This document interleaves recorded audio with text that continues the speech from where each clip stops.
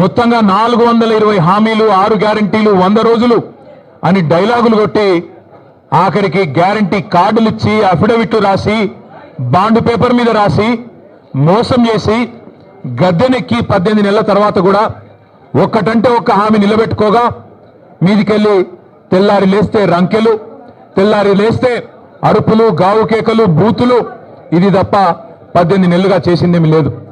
కానీ basic knowledge లేని ముఖ్యమంత్రి అని తెలిసినా ముఖ్యమంత్రి ముచ్చటపడుతుంది కదా, దమ్ముంటే రండి చర్చకు అని ఖార్గే సాబ్ సాక్షిగా సవాల్ విసిరింది కదా. కేసీఆర్ వస్తాడా, కేటీఆర్ వస్తాడా, ఎవరు వస్తారో రండి అని తొడగొట్టిండు కదా. వస్తాడేమో అనుకొని ఇక బేసిక్ నాలెడ్జ్ లేదు కాబట్టి ఓ 72 గంటల టైం తీసుకో, ప్రిపేర్ అయ్యి రా, నువ్వు ఎక్కడికి రమ్మంటే అక్కడికి వస్తాం. ఒకవేళ ఎందుకంటే నీకు మాట మీద నిలబడే అలవాటు లేదు కాబట్టి, నువ్వు మాట తప్పుతావని తెలుసు కాబట్టి, నీకు జూలై 8 నాడు 11 గంటలకు మేమే ప్రెస్ క్లబ్కి వస్తాం.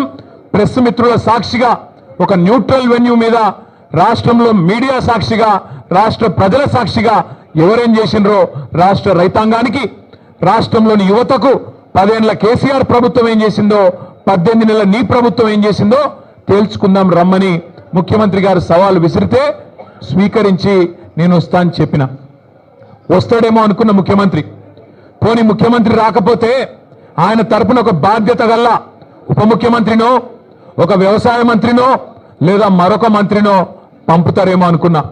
కానీ వాళ్ళు తేలిపోయింది, రేవంత్ రెడ్డికి రచ్చ చేయడం వచ్చు తప్ప చర్చ చేయడం రాదు అనేది మాత్రం కారాఖండిగా తేలిపోయింది.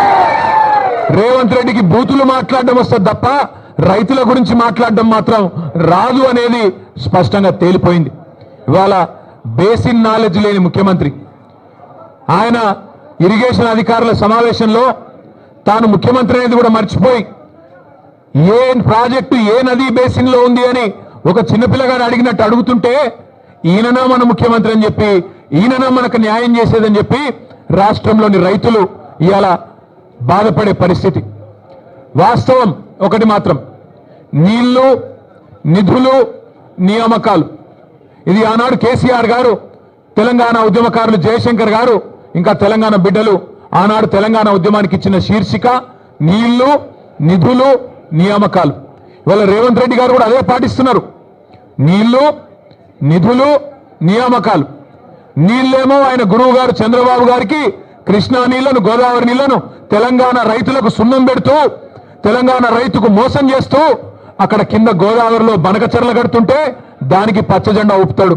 కింద శ్రీశైలం నుంచి కృష్ణా నీళ్లు అటు పోతిరెడ్డిపాడు నుంచి తోలుకొని పోతుంటే దానికి కూడా కళ్ళు మూసుకొని చంద్రబాబు గారు చెప్పినట్టు కోవట్టు పాలన ఇవాళ నడుస్తా ఉన్నది రాష్ట్రంలో. నీళ్ళేమో ఆంధ్రాకు పోతున్నాయి, నిధులేమో ఢిల్లీకి పోతున్నాయి. ఈ నియామకాలు ఆయన తొత్తులు కొంతమందికి ఇచ్చుకొని వాళ్ళనే చూసుకొని మురిసిపోతా ఉన్నాడు.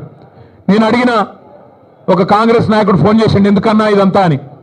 నేను అడిగినా, మరి మీ ముఖ్యమంత్రి పిలిచిండు కదా, ఎక్కడ పోయిండు అన్న ఢిల్లీకి పోయిండు అన్నాడు. ఎందుకు పోయిండు, ఏమిటి పోయిండు అని నేనన్నా. ఎరువుల బస్తాల కోసం పోయిండు అన్నాడు. ఎరువుల బస్తాల కోసం పోయిండట. ఎట్లుందంటే ఇది వెనకటికెవడో తాటి చెట్టు ఎక్కిండట. ఎందుకు ఎక్కినవా తాటి చెట్టు అంటే దూడకు గడ్డి కోసం ఎక్కిన అన్నాడట.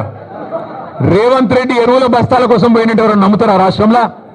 రేవంత్ రెడ్డి ఏ బస్తాలు తీసుకొని పోయిండో ఢిల్లీకి అందరికీ తెలుసు. రేవంత్ రెడ్డి వాళ్ళ ఢిల్లీ భాషలకు, కేంద్రంలో ఉండే పెద్దలకు ఏ బస్తాలు మోస్తాడో, ఏ బస్తాలు మోసి ఇవాళ ఆ పదవి కాపాడుకుంటున్నాడో రాష్ట్రంలో చిన్నపిల్లలకు కూడా తెలుసు. మనోళ్ళు సోషల్ మీడియాలో మా తమ్ముళ్ళు చెల్లెళ్ళు మంచి ముద్దు పేరు పెట్టిండ్రు.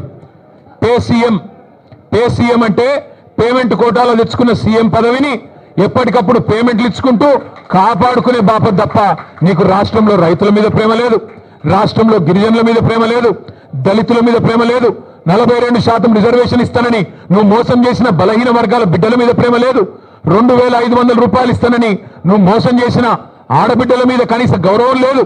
ఇట్లా చెప్పుకుంటూ పోతే ఒక్కటంటే ఒక్క విషయంలో కూడా ఈ ముఖ్యమంత్రి గారు ఇప్పటివరకు సఫలం కాలేదు. ఆయన వచ్చినా రాకపోయినా నేను మొత్తం లెక్క తీసుకొని వచ్చిన రాష్ట్రంలో మొన్న వేసిన రైతు బంధు అయిపోయింది మొత్తం వేసేసినామని చెప్పిన రైతు బంధు దానిలో డొల్లతనం కూడా ఆయనకు చెప్దామని వచ్చిన. స్వయంగా రేవంత్ రెడ్డి నియోజకవర్గం కొడంగల్లో స్వయంగా ముఖ్యమంత్రి ప్రాతినిధ్యం వహిస్తున్న కొడంగల్ నియోజకవర్గంలో ఇగో రైతు బంధు రాని రైతుల సంఖ్య మొన్న వేసిన రైతు బంధు 670 మంది రైతుల పేర్లు, వివరాలు, అడ్రస్లు, ఫోన్ నంబర్లతో సహా తీసుకొని మరీ వచ్చినాం. అట్లే రాష్ట్రంలో రుణమాఫీ కాని రైతుల జాబితా లక్షల సంఖ్యలో ఉన్నవారు వారందరి జాబితా కూడా తీసుకొని వచ్చినాం. అట్లాగే ఈ రాష్ట్రంలో ఈ ప్రభుత్వం వచ్చిన తర్వాత, రేవంత్ రెడ్డి గారి ప్రభుత్వం వచ్చిన తర్వాత మరణించిన మరణాలకు పాల్పడ్డ 600 మంది రైతుల లిస్టుతో సహా తీసుకొని వచ్చినాం. అట్లాగే ఈ రాష్ట్రంలో బోనస్ రాక పంటలు అమ్ముకునే దిక్కులేక ప్రభుత్వం కొనక మిల్లర్లకు అమ్ముకొని నష్టపోయిన రైతుల జాబితా కూడా మీరు ఏమంటే ఇవ్వడానికి సిద్ధంగా ఉన్నాం. ఇవాళ రాష్ట్రంలో ఎరువుల కొరత